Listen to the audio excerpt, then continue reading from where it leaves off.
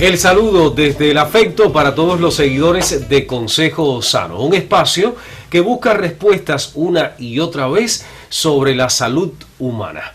Y acostumbramos a declarar el tópico desde el comienzo. Hoy conversamos aquí sobre la hiperplasia prostática. Y para conocer los detalles nos acompaña la doctora Seila Rosa Salazar. Bienvenida. Muchísimas gracias por la invitación. Siempre es un placer estar contigo aquí. Es nuestro, del equipo de realización de Consejo Sano y del público que nos sigue semana tras semana, doctora. Creo que es oportuno preguntarle, ¿qué es la próstata en el organismo humano? ¿Qué función tiene, doctora? A ver, la próstata es una glándula muy cerca de la vejiga y acompaña, por supuesto, parte arriba del componente de la uretra. Es una glándula que tiene las funciones, por supuesto, como todas las glándulas, de segregar un grupo de hormonas que facilitan, por supuesto, en toda la trayectoria de lo que tiene que ver con el sistema renal en el hombre. De manera que el propósito de la próstata en el hombre pues está bien definido y además es importante, es vital, tiene un valor. Por supuesto, la glándula prostática es como los ovarios en la mujer. Sí. Tienen funciones hormonales, tiene su función desde el punto de vista funcional para el tema de lo que tiene que ver con vejiga, con todo lo que está distribuido por la vejiga, que es el tema de aguantar la orina, funcionar para el tema de la micción con la facilidad o no, en dependencia, por supuesto, de la edad del paciente, o en este caso de que estamos hablando de los hombres, y como pasan con los ovarios, que son glándulas también que tienen sus funciones a la hora de segregar hormonas con el objetivo de quizás de formas diferentes. En las mujeres más bien para el tema de la menstruación, y en el caso del hombre es para el tema más bien con todo lo que tiene que ver con la sexualidad y con el tema de la micción. Sí, porque algunos hablan o comparan la próstata con una especie de llave de paso que abre y cierra para la emisión, digamos, de los espermatozoides. Exacto. En el caso de la eyaculación o de la orina cuando es necesario, doctora. Así mismo es cuando hablamos de utilizar la palabra como llave de paso, está en relación o no con la edad del paciente y sujeto o no a patologías de base que están asociadas más bien al sistema renal en el hombre o al sistema renal en la mujer.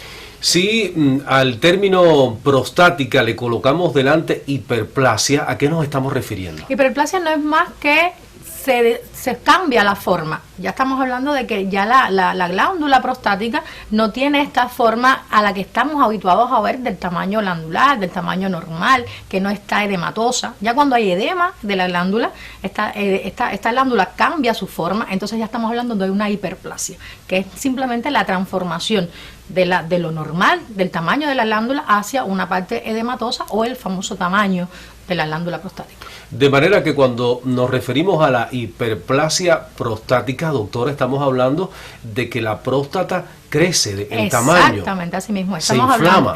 Estamos hablando de que la glándula modifica su tamaño al edema. No es que estamos hablando que se reduce, sino que aumenta de tamaño, y al aumentar de tamaño, que puede estar de forma fisiológica, porque hemos visto próstatas aumentadas de tamaño que llegan a los valores normales que debe tener una próstata en dependencia de la edad, pero ya cuando se excede el tamaño de lo que normalmente debe ser, entonces sí estamos hablando de hiperplasia prostática. Es valioso que lo haya dicho, doctora, porque he escuchado en otras oportunidades que con la edad necesariamente pues hay un crecimiento prostático. Que está dentro de lo normal. Sí. A veces los hombres, cuando se hacen algunos exámenes, principalmente háblese de ultrasonidos, ven una próstata aumentada de tamaño, casi siempre lo describe el especialista en ultrasonidos, una próstata aumentada de tamaño, y ya piensan entonces en una hiperplasia prostática o un cáncer de próstata.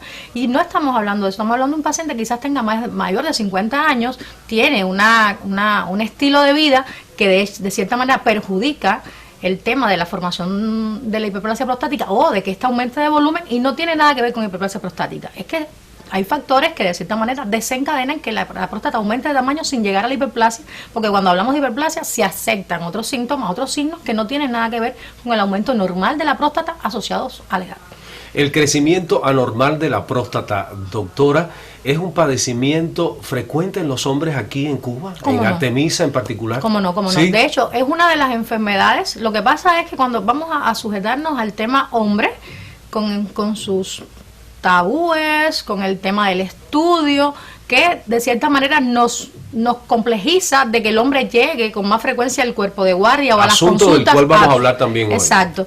le cueste trabajo ir a un cuerpo de guardia o a un consultorio para decir que tiene un problema con el tema de la próstata, o vamos a pensar que no use la palabra próstata, pero que tiene un problema a la hora de orinar o a la hora de ir al baño. Entonces, de cierta manera, el paciente ya cuando llega a nosotros, llega por supuesto con una complicación o con un sistema ya un poco más avanzado, que para trabajar sería un poco más complejo, pero sí sigue siendo uno de las causas en los hombres con más frecuencia en los cuerpos de guardia y en las consultas de los médicos de familia. ¿Y cuáles serían las causas que provocan que el número de hombres enfermos o que padecen hiperplasia prostática pues crezca? Primero es la edad. Sí. Siempre hay que pensar que en las personas, los hombres mayores de 50 años nunca deben obviar el estudio de la próstata. Ya después de los 50 años debemos empezar en los hombres incluir el tema del estudio de la próstata, no solamente el estudio de enfermedades de base como cardiovasculares, como pulmonares, sino la próstata también debe incluirse en los estudios, porque después de los 50 es cuando empiezan a aparecer este tipo de lesiones.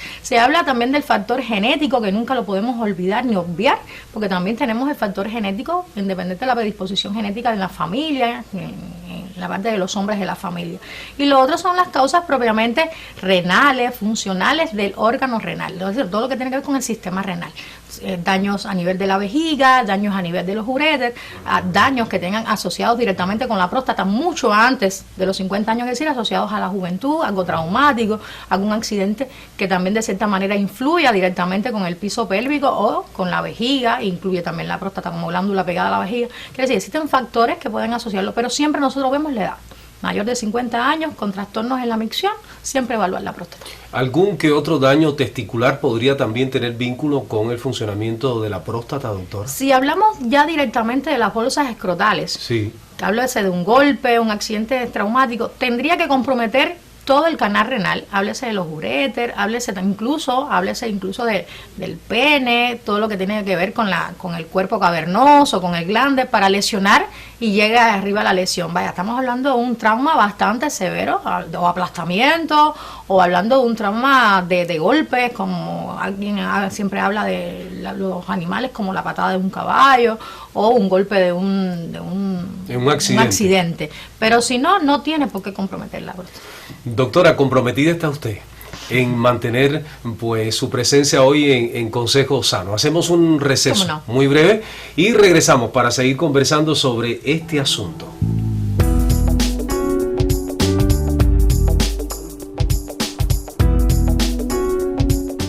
Los trastornos relacionados con la vesícula biliar, como la inflamación y los cálculos, afectan a millones de personas en todo el mundo. La mayoría de los alimentos calóricos o las llamadas comidas chatarras contribuyen al deterioro de este órgano. Sus altos valores de grasa hacen difícil su digestión. Dentro de estos encontramos papas fritas, galletas, hamburguesas, pizzas, entre otros. Se sugiere evitar productos lácteos con alto contenido de grasa, como leche entera, condensada, helados, quesos y mantequilla.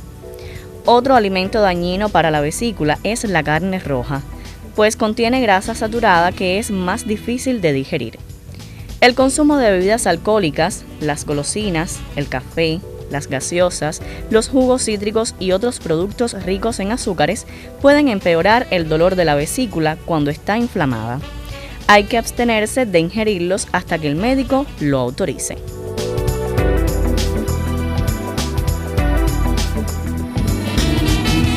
Y estamos en tiempo de regresar, nos mantenemos conversando con la doctora Seila. Ahorita usted hablaba de los 50 años en el hombre, de una precaución que tanto los médicos de familia, la enfermera que los acompaña, la comunidad deben tener en relación con el cuidado de la próstata.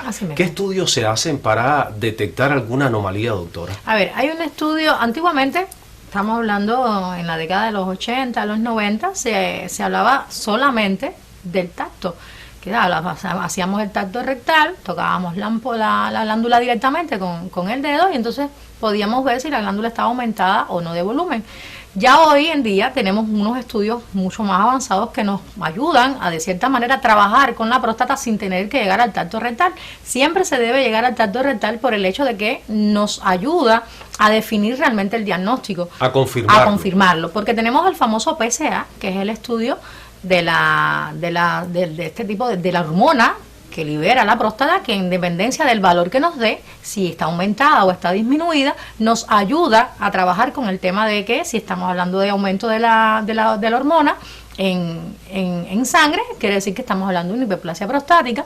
Si está disminuida también se da una hiperplasia prostática, pero nos ayuda a trabajar con el tema de la prevención del cáncer prostático, que son dos cosas completamente diferentes. Usted puede tener una hiperplasia prostática con un PSA elevado y no significa que usted tenga un cáncer de próstata, pero de cierta manera, cuando ya estamos hablando de un PSA disminuido, debemos hacer muchos más estudios, aparte del PSA, para entonces sí ir directo a descartar el cáncer de próstata. Quiere decir que el PSA existe para podernos ayudar en las dos variantes, tanto para la hiperplasia como para el cáncer de próstata. ¿A qué se refiere usted con el PSA? Es un examen de sangre que indica... Es un examen de sangre que en estudios del SUMA, que es en laboratorios clínicos, a raíz, por supuesto, de la separación y carga de la hormona, que realmente es la que estamos buscando, es que la hormona prostática, que es la que estamos buscando, en dependencia de su carga o de la cantidad de hormonas que hay a la hora de su cuantificación, nos dice si está elevado o está bajito. ¿Y cuál sería el dato correcto, el dato que no alarma, o cuál sería el dato que nos comienza a preocupar, digamos, como ejemplo para ilustrar? Nosotros casi siempre vemos los PSA por encima de 1.5, 1.3 y no nos ponen alarma, pero de cierta manera sí ya nos pone a empezar a estudiar el caso. Buscar siempre otras causas asociadas a que la hiperplasia pueda aparecer o que el PSA está elevado, descartando siempre las causas tanto externas como las causas propiamente viscerales. Pero ya por encima de 1.2, 1.5 ya empezamos a estudiar.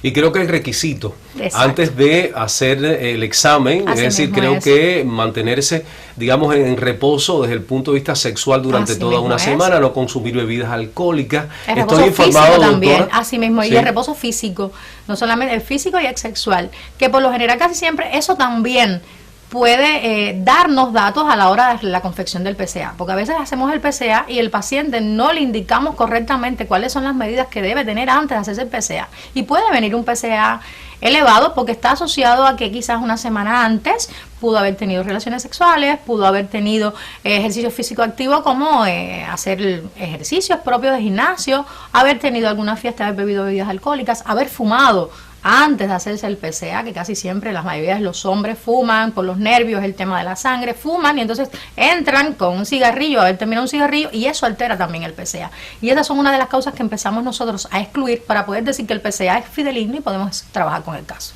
Fíjense que nosotros terminamos sorprendidos por las maneras en que el organismo responde, ¿verdad? Así mismo es. Porque nos podríamos preguntar, bueno, ¿y consumir alcohol qué vínculo tiene? Y el tema sexual, y es que el organismo funciona como un exacto, todo, y la glándula que llamamos próstata pues recibe de toda, algún modo toda los la carga. efectos. Los Así efectos de esos comportamientos, doctora. Entonces estamos avanzando en el asunto y llegamos a una de las preguntas que siempre se imponen, ¿verdad?, en el diálogo, y tienen que ver con los signos y los síntomas de la hiperplasia prostática, doctora.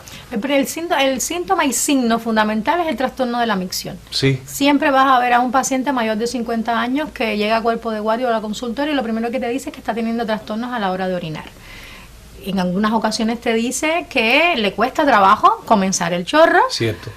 Puede ser, pero en otras ocasiones quien comienza el chorro y a la hora de terminarlo le queda el goteíto.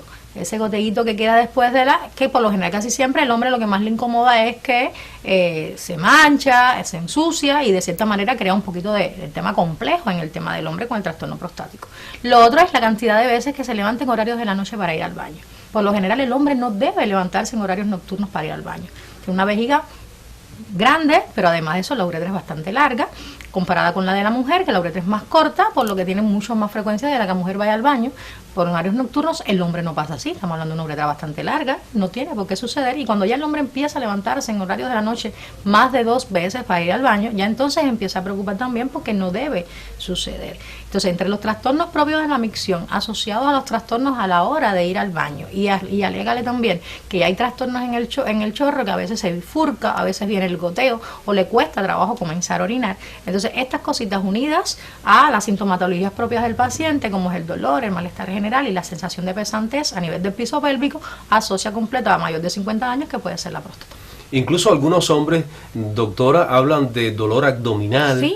de alguna repercusión también en la estructura anal? ¿Se asocian esos dolores y esos malestares con la hiperplasia prostática? Exacto. Doctora? Cuando ya hablamos de dolor en el piso pélvico, que es ese dolor bajo vientre, como las mujeres lo dicen, sí. En el caso del hombre es un dolor en el piso, que de cierta manera está incorporada la parte rectal, duele, molesta y tienen esa sensación de que como si estuviese algo pesado, como si realmente, como muchos lo dicen, siento que algo me está ocluyendo, me está comprimiendo todo lo que tiene que ver con la parte rectal y con todo lo que tiene que ver con la parte uretral. ¿Cuáles son los exámenes que se realizan para diagnosticar la hiperplasia, doctora? Después nos detenemos en aquel asunto tan, digamos, temido por los hombres. Exacto. Pero puede que un ultrasonido, puede que el PSA, puede que todos estos exámenes ayuden a buscar la respuesta. ¿Cómo no? Nosotros tenemos el ultrasonido, que es el que más utilizamos en muchas de las ocasiones. Cuando ya vemos un PSA elevado, entonces indicamos el ultrasonido. El ultrasonido nos va a reflejar incluso el tamaño de la próstata, nos da medidas, nos da proporciones, y tenemos después los estudios desde el punto de vista de radiología, que también existen, que están los tractos urinarios simples, está la cistografía, que también nos ayuda, un poco dolorosa, pero bueno, en ocasiones cuando hay que llegar al término, lo utilizamos, la cistografía, y los estudios propios de sangre, que nos ayudan muchísimo con el tema hormonal y con el tema humoral, para ver realmente qué es lo que está sucediendo en el sistema del hombre. Entonces, ¿por qué llegamos al tacto rectal? Así se le llama, doctora, así para confirmar. ¿Por qué? Yo he escuchado incluso algunos pacientes que manifiestan, no, es que en el ultrasonido no se observa que esté aumentada o aumentado de tamaño, porque es la próstata, ¿verdad? Aumentada. Pero, sin embargo, tengo los síntomas, tengo los signos, es que la confirmación está en el tacto rectal. ¿Qué pasa? Hay ultrasonidos que en ocasiones no nos dan muchos elementos para poder precisar realmente que la próstata está aumentada de volumen.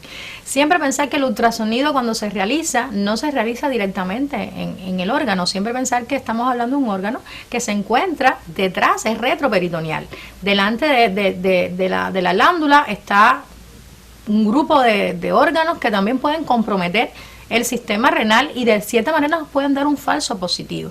Se compromete la imagen y nos puede demostrar una realidad que no es, o al contrario, nos puede demostrar que todo está bien y es real, que está sucediendo algo a nivel de la glándula prostática. Siempre se define a través del tacto. ¿Cuáles son las razones, digamos, con más peso que encontramos y que generan la hiperplasia prostática? Además de la edad.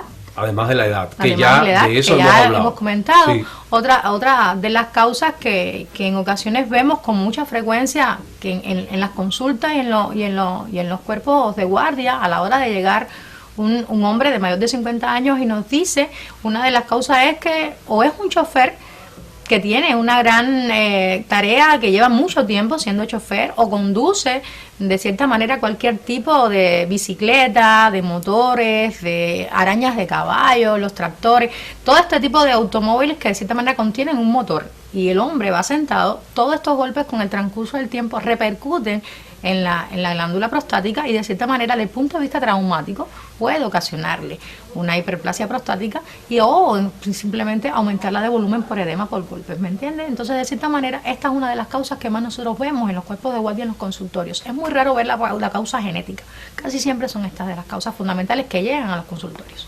Hacemos el corte que ahora mismo corresponde, doctora. Regresamos en breve para seguir dialogando sobre la hiperplasia prostática en Consejo Sano.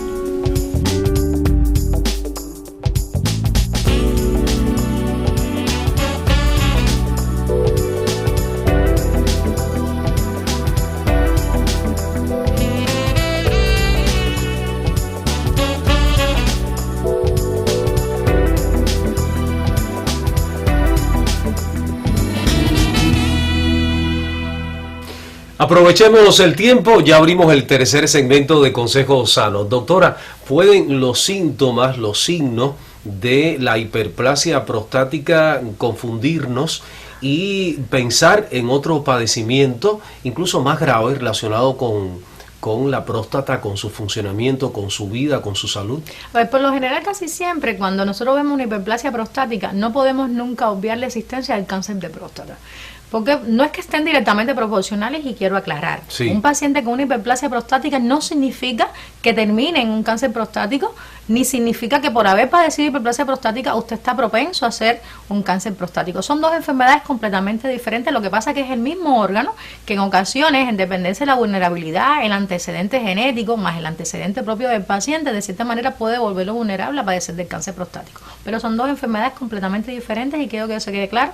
No va a ser que los pacientes digan, yo tengo hiperplasia prostática, quiere decir que voy a tener un cáncer de próstata. No es así, para nada. Pero una de las complicaciones de la hiperplasia prostática que pudiéramos llegar en el caso de que la dejemos y la abandonemos y no le hagamos el caso que lleva, ni le prestemos toda la atención que lleva una hiperplasia prostática, serían las complicaciones de tipo contacto. Quiere decir, háblese de la uretra, háblese de la vejiga, que son órganos muy cerca de ella y que de cierta manera por continuidad pueden afectarse. Estamos hablando de un órgano que se dematiza, que se pone grande, aumenta y obstruye. Si estamos obstruyendo una vejiga, con el tiempo, obviamente esta vejiga, que es fácil de romper, que es fácil de infectar, puede crear consigo infecciones propiamente de vejiga, que en muchas ocasiones puede llegar incluso a ser grave, una infección grave de la vejiga que puede comprometer la vida del paciente a través de los riñones, porque los riñones son nuestros grandes filtros. Trae consigo la hipertensión arterial, un aumento de la presión arterial puede o afectar a nivel cerebral con el accidente vascular encefálico, o provocar entonces una enfermedad propiamente cardiovascular, el infarto agudo del miocardio. Todo está muy relacionado. Si hablamos de los uréteres, entonces estamos hablando de un canal que tiene que ver con todo lo que tiene que ver con la salida de la orina, con el tema de la eyaculación, con el tema de la formación, todo lo que tiene que ver con la sexualidad, y de cierta manera puede traer consigo también un trastorno directamente proporcional a la próstata con relación al tema uretral. Háblese tanto de las uretritis como las infecciones propiamente del canal pene, que todo lo que tiene que ver con el glande, todo lo que tiene que ver directamente con los escrotos y directamente con los testículos. Quiere decir, todo esto está relacionado con una vulnerabilidad y prestarle no atención a una lesión tan sencilla como la hiperplasia prostática. No le he preguntado, doctora, sobre el sangramiento. Algunos hombres, como es lógico, reaccionan con alarma a partir de que hay sangramiento. Exacto. Eso indica que la hiperplasia está en una situación complicada, ¿verdad? Por lo general, casi siempre, cuando ya vemos un sangramiento, y descartando que el sangramiento sea directamente proporcional a la próstata, y no estamos hablando de una litiasis renal, no estamos hablando de una lesión uretral, no estamos hablando de un trauma, directamente en la próstata estamos hablando de una próstata edematosa, pero ya de cierta manera está rompiendo capilar. Cuando ya empieza a lesionarse y a romper capilar, estamos hablando que está demasiado edematosa, por lo que ya complejiza el cuadro y lo convierte entonces en algo mucho más serio, que ya prestaría otro tipo de atención y tendría otro tipo de conducta. Si le pregunto sobre los factores de riesgo, ¿existen factores de riesgo que tributan de alguna manera a la hiperplasia prostática? Doctor, habló ahorita usted del oficio, Exacto, ¿verdad? De la profesión del hombre, pero ¿podrían haber otros factores?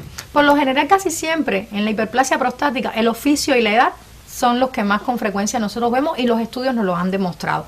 Nunca descarto la genética, siempre pienso en ella y pienso en sus bases también de enfermedades asociadas como la diabetes mellitus, que trabaja directamente con todo lo que tiene que ver con el sistema endocrino metabólico, que trabaja con todo lo que tiene que ver con hormonas, que de cierta manera también funciona. Háblese del hipertiroidismo o el hipotiroidismo, que también de cierta manera funciona a través de todas las glándulas, y todas al final se comprometen, pero voy más a la carga de oficio, voy más a la carga de edad que a la parte genética. Digamos que el ADN es poderoso, ¿verdad? La genética es poderosa, y si tenemos algún abuelo, exacto, o el padre o tíos que han padecido de hiperplasia, pues estamos entonces, digamos, se puede pensar. Se puede pensar en que nos puede ocurrir también a nosotros. ¿Tiene cura la hiperplasia prostática, doctora? ¿Cómo no? Desde el primer momento en que se diagnostica la hiperplasia prostática, se empieza a trabajar con el paciente directamente hacia el órgano que está afectado.